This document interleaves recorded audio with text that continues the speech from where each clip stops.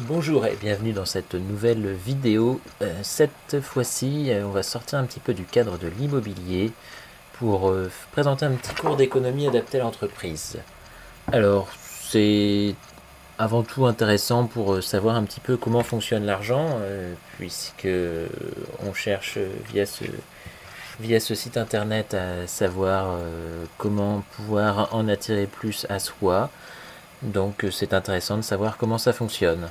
Donc nous verrons quelques éléments de base, nous verrons que la dépense précède le gain, nous verrons quand le patron dépense l'argent, avance l'argent, quand la banque avance l'argent, quand les capitalistes avancent l'argent, puis le schéma global de fonctionnement de l'argent dans l'entreprise. Nous ferons un zoom ensuite sur le financement par la banque, un zoom sur le financement par les capitalistes, un zoom sur où la richesse est-elle créée et qui attire les revenus. Alors donc, voilà quelques éléments de base. Nous avons une entreprise. Cette entreprise a un directeur général et crée un produit. Ce produit, elle le vend à un client qui l'achète et qui fait le revenu de l'entreprise. L'entreprise doit payer des prestations externes, donc des fournisseurs. Elle doit payer des impôts et des prestations internes, donc des salariés. Alors, on va me dire, oui, mais où sont les charges type EDF et compagnie? EDF est un fournisseur, par exemple. Les voitures de la société sont des prestations externes via un fournisseur de voitures, etc., etc. Si on a l'équation salaire plus fournisseur plus impôt supérieur aux ventes, on se retrouve avec une entreprise qui ne tient pas la route puisqu'elle n'est pas rentable et elle coulera. Maintenant, on a un problème. La dépense précède le gain. En effet, l'entreprise, avec son patron, veut créer un produit. Pour cela, elle va d'abord devoir payer ses fournisseurs, ses impôts et ses salariés.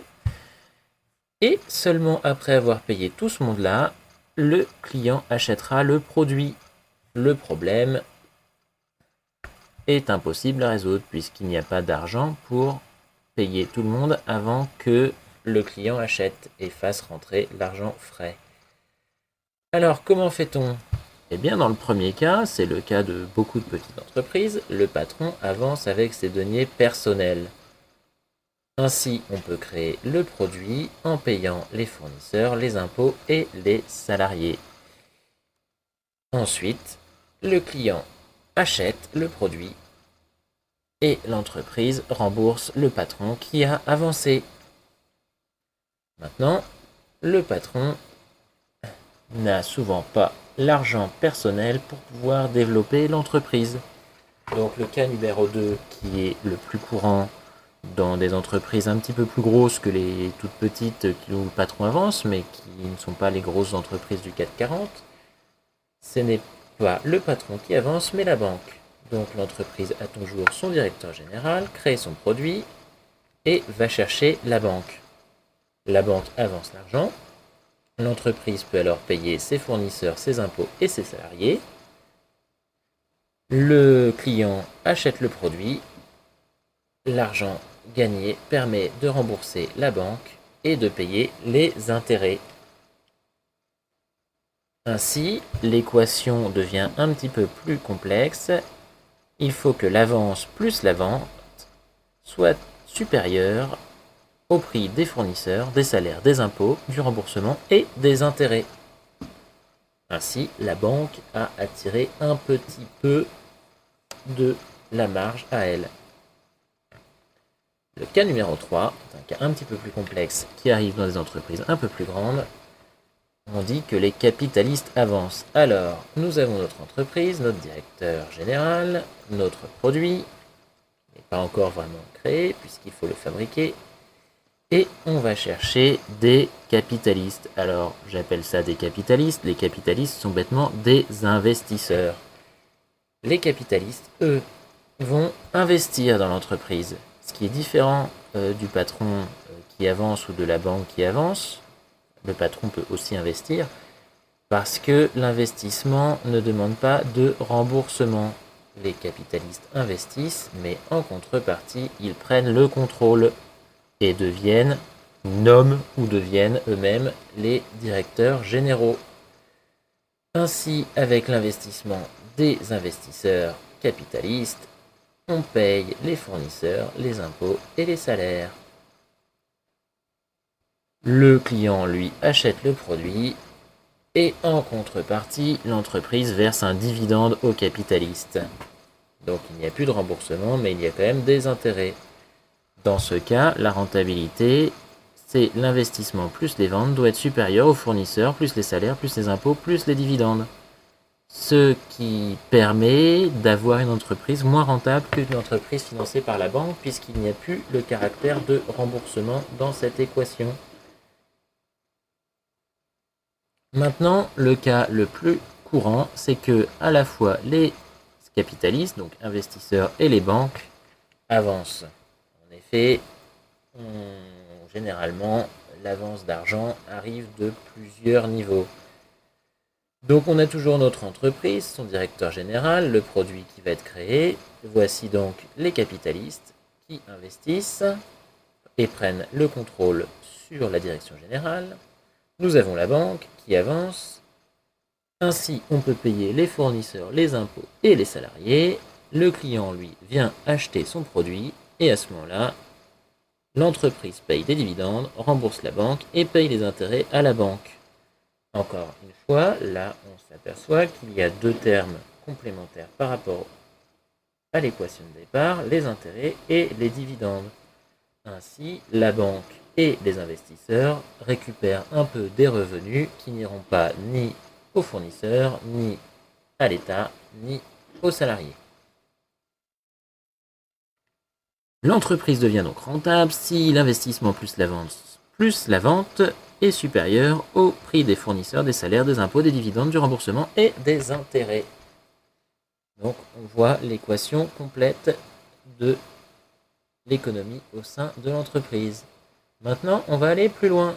On va zoomer sur le financement par la banque, puisque la banque c'est une entreprise aussi, et donc il faut qu'elle trouve son argent.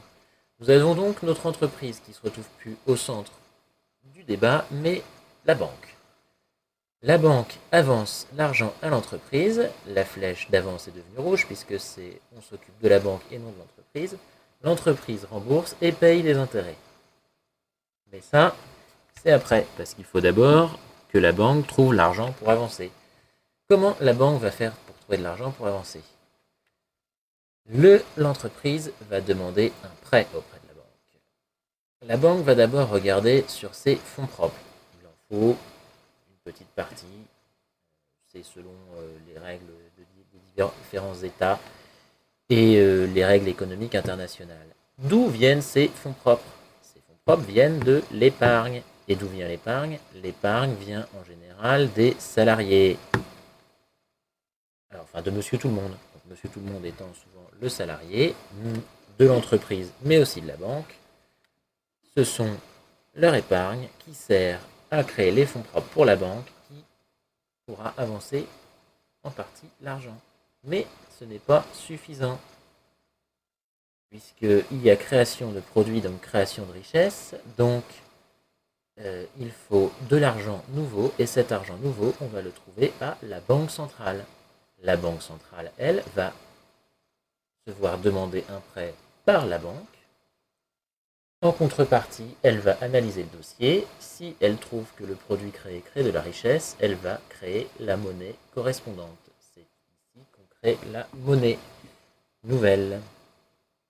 La banque, ainsi, peut donner l'avance à l'entreprise, qui la rembourse, qui paye les intérêts. La banque va donc, elle, pouvoir rembourser sa dette vis-à-vis de la banque centrale et payer aussi des intérêts à la banque centrale, sachant que elle a emprunté moins puisqu'elle avait des fonds propres et elle paye moins d'intérêts puisque les taux d'intérêt pratiqués auprès de l'entreprise seront plus élevés que les taux pratiqués par la banque centrale auprès de la banque. Enfin, la banque va quand même devoir payer des intérêts sur les fonds propres aux épargnants. Et donc, cela retourne aux salariés. À monsieur tout le monde qui est éventuellement salarié de l'entreprise. Qui peut être aussi salarié de la banque ou d'une autre entreprise. Mais c'est pour simplifier. Donc l'avance de la banque vient à la fois de la création monétaire au niveau de la banque centrale et aussi des épargnants. Maintenant, nous allons faire un zoom sur le financement par les capitalistes. Nous avons donc notre entreprise. On va réintroduire le directeur général puisque les capitalistes en investissant prennent le contrôle et demandent un dividende. Là encore, il faut savoir d'où vient l'argent de ces investisseurs que sont les capitalistes.